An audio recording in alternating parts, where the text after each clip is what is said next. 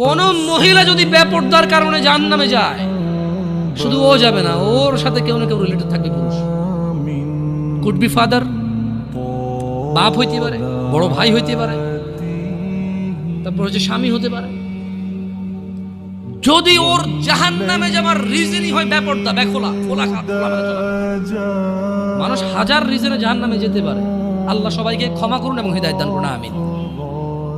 হাজারটা রিজন আছে জাহান্নামে যাওয়ার, কিন্তু যদি কোনো মহিলা, এমন মহিলা যার বড় ভাই আছে, যার বাপ আছে, যার স্বামী আছে, আর ওদের থাকা অবস্থায় তার এমন একটা অন্যায়ের কারণে তার জাহান্নাম হয়েছে, যে অন্যটা হচ্ছে তার কি খোলামেলা চলাফেরা, তার জানাবা বিচারের চলাফেরা, তার বেপরদা অশ্লীল চলাফেরা, তাহলে ওই মহিলা একা জাহান্নামে যাবে না, সঙ্গে কাউকে নিয়ে যাবে।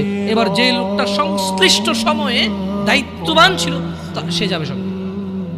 এটা খুব সিম্পল লজিক, কিন্তু কান টানলে কি আসে? কান টানলে কি আসে?